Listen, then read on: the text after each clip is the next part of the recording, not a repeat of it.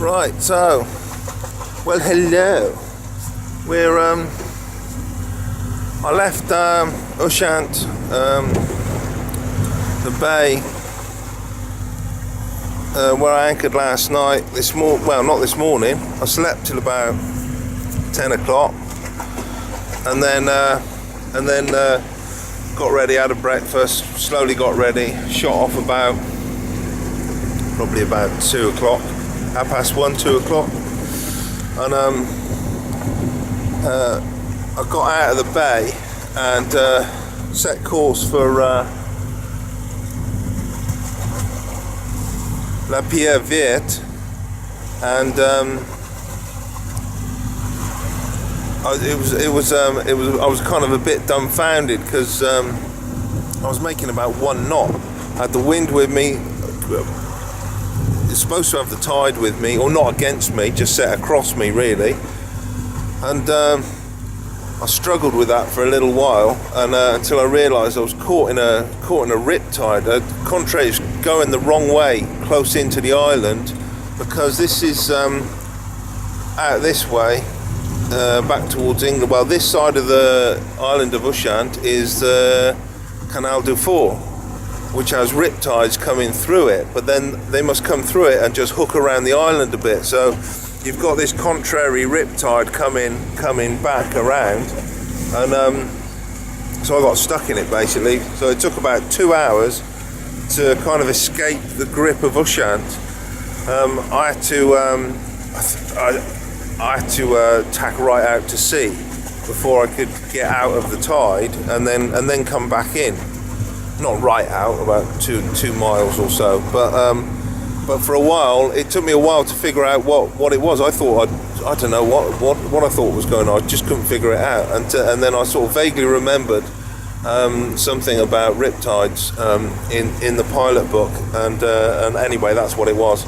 So once I'd got myself clear of that, it was kind of getting on a bit already. So it's a 20-mile run into a Bartholomew or something like that, where I plan to spend the night, which is just outside the Bay of Biscay, the Brest, where the bay that Brest is in, but that'll probably be enough for tonight. We're making reasonable time. I've got the engine on, but we are sailing, so I'm just assisting with the engine as well, just to make sure that we get there and it's not going to end up like 4 o'clock in the morning when we arrive. So it doesn't sound very far, 20 miles, but if you're only doing 2 miles an hour, it is. Right, so anyway, at the moment we're probably averaging about 4.5 knots, which is fine. Like I said, with the engine on, we are sailing, but with the engine on as well, just to assist to maintain the speed. We lost the tide at about 5:30. Then there was probably about an hour of ebb, so 6:30. It's about 8:10 at the moment in the evening. I've just cleared Pierre Noir. There's Pierre Noir lighthouse over here on the rocks.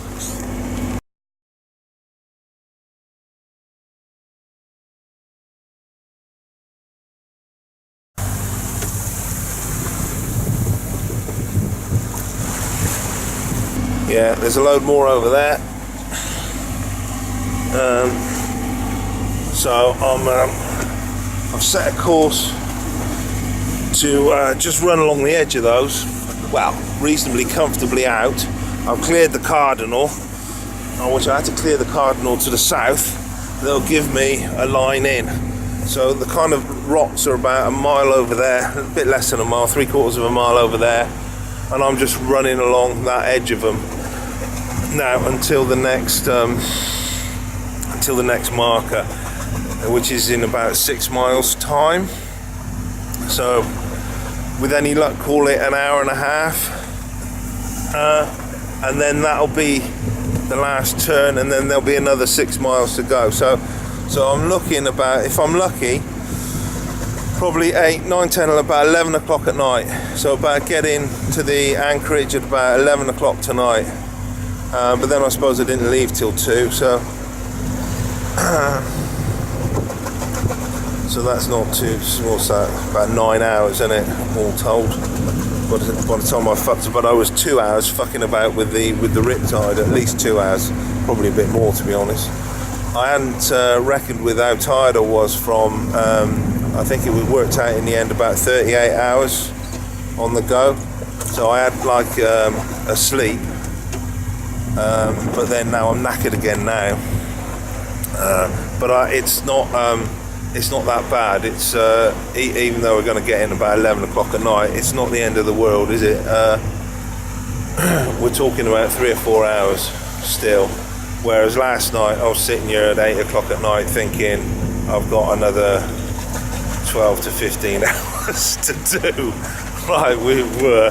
So hopefully now. We have lost the tide. I did say I'm struggling with figuring the tides out around here. They're strong and they run in all directions. But so the tide is actually currently coming out of Brest, right? Which by my reckoning means we should have the tide against us, kind of thing, or not quite against us yet. But on the next turn we should have it directly against us. But every time I make a turn. Well, when I made that last turn, I thought, oh God, the speed's going to drop down to about 2 knots or something. And it never. It's just staying about the same. So, fingers crossed, that happens again. And the last 6 miles are like that as well. Me and me at. Right, so... It's quite cool this evening, but it's quite pleasant actually. It's about 9 o'clock at night now, still light, which is nice. There are a few horrible rain clouds catching up with me, which is a pain in the ass. But I'm not a million miles off now. I drifted slightly to the south of the Bass Bayonne or something like that, cardinal that I was heading off to, and I've so I can see it there now. That's the south cardinal. I'm passing it comfortably to the south.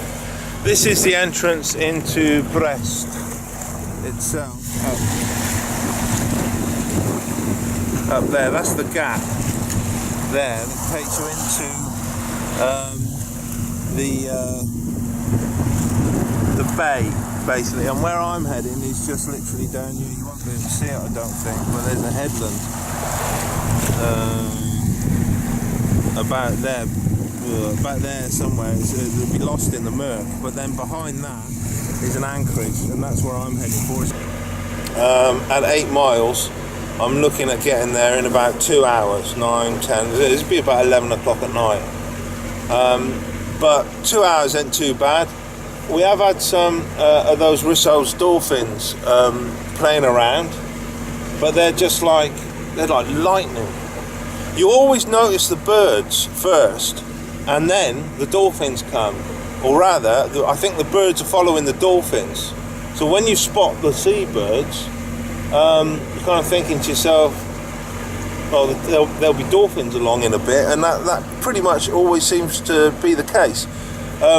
But they're quick as lightning. They're there and they're gone. So before you can get a bloody... Oh, there is one there. There's one there. I don't think that... They're not playing with the boat. They just I'm just happen to be sailing through where they're fishing. They're fishing, and they're rather intense on what they're doing. So they're kind of getting on with it. So, and good luck to them. But if I can get, I've got a few flashes, glimpses of them, but they're really hard to get on a camera. One of these days, sooner or later, as I head south, I'll get a pod that's not fishing and just and they all kind of surface, so you can get those pictures. I hope you can get those videos where you see them on YouTube, where they're all sort of breaking water around the boat. Okay, that's the plan. All very pleasant at the moment, not bad at all. I'm hoping, I really am hoping that that rain cloud doesn't bloody rain on me and spoil it all. Don't rain on me, you bastard. Oh, there is a good chance that it won't rain on me because I was turning sideways onto the wind, so the wind's pushing everything like that way.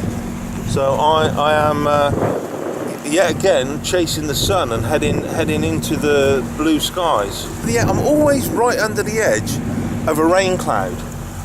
So look at this. Wherever I go, I'm right under the edge of a rain cloud. Look, this bloody thing here, all the way around there, behind me. There's a bit of sun over there, that's quite nice. As luck was going, it's going that direction where I'm pointing the camera. I'm heading down there, which is much more like it. So I always seem to be sort of trying to get somewhere where it's nicer than it is where I am at. My main complaint this fucking whole journey has been it's not possible to put to sea for 10 minutes even without there either being no fucking weather at all or a fucking storm. So here's the storm, it's just arrived, lightning and fucking everything. The winds leapt up from about a fairly nice 16 knots up to about 22, gusting 28, and we've got a full-on electrical storm going on. I'm in a steel boat, just fucking great. And I'm literally about half an hour away from getting into the anchorage. You've got to have a fucking storm every single fucking day. Every fucking day, you've got to have a storm. I hope it's not really rough when I have to put that mainsail down.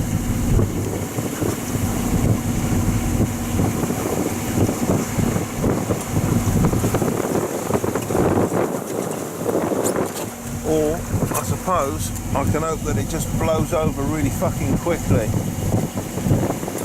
There.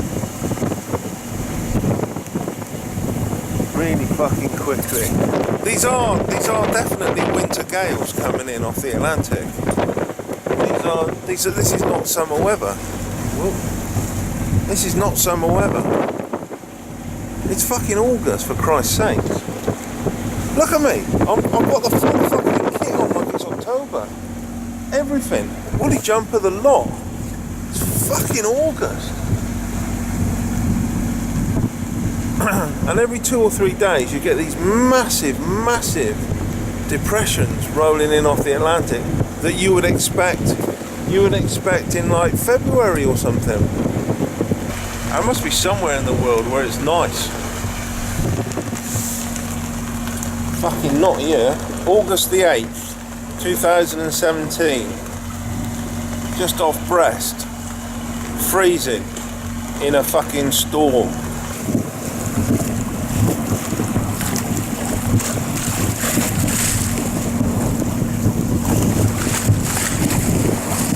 Well, the lightning and shit seems to have fucked off to the south. It's still miserable and it's still freezing. Oh no.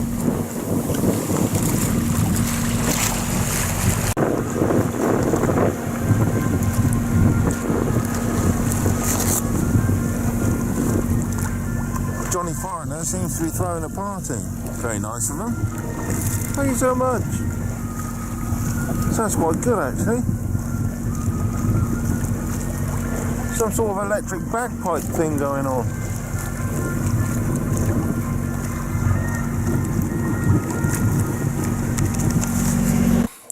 Hello. Right, so I'm in the Ants de Bartholomew, I think it's called.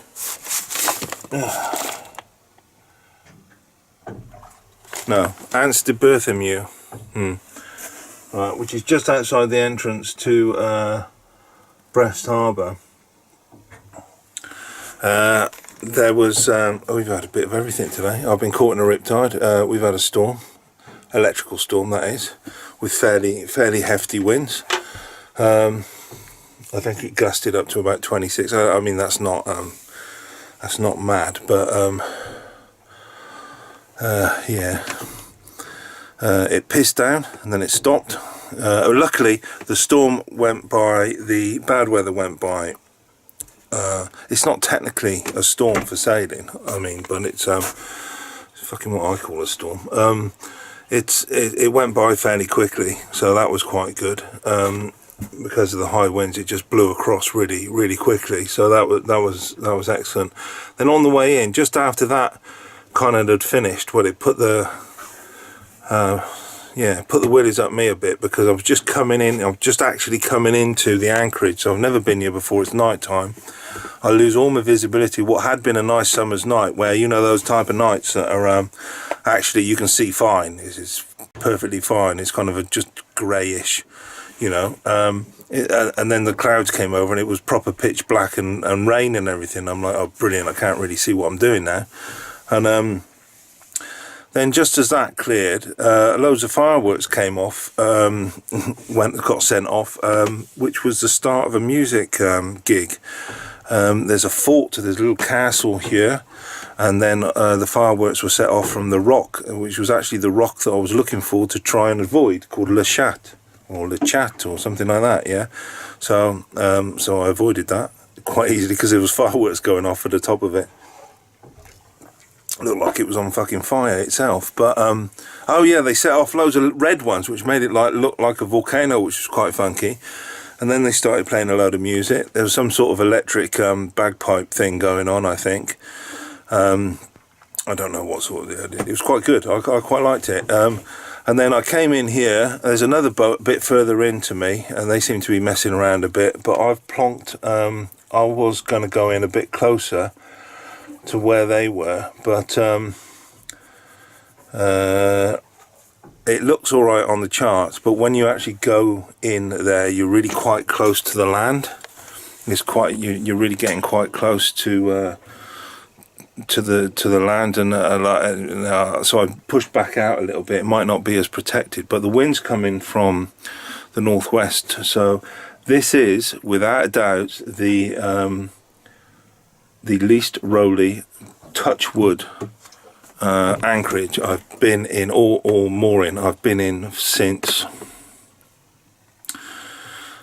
Dartmouth, I think, probably.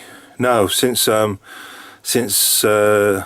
the Helford was quite rolly, because I didn't go very far up the river. So I think actually from the river Fowey, by Falmouth, yeah.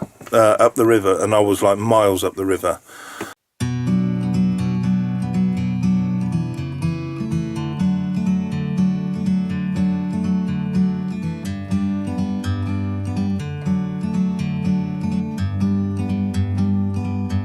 Like a bird on a tree, I'm just sitting here. I got time, it's clear to see. From up here, the world seems small.